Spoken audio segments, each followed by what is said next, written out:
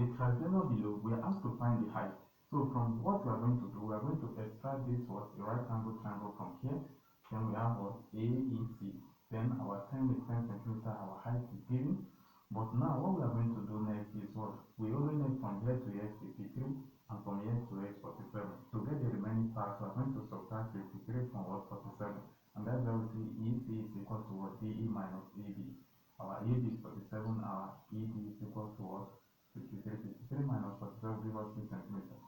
Then we now apply Pythagoras theorem. This is our hypotenuse. AE squared is equal to what? AC minus what? EC. Our AC is h. We are going to say 10 centimeters squared is equal to h squared minus what? 6 centimeters squared. 10 centimeters squared gives us 10 times 7, which is 100 centimeters squared minus h. H squared minus 36 times 6. Then from there we make what h is subject to the formula. 100 centimeters squared minus 30 centimeters squared gives us what? 42 centimeters squared. Then we take the square root of both sides, and at this point this we cancel this, and this we take the square root of 64, take the square root of 70 squared. We now have our h to be what? 8 centimeters. So this is our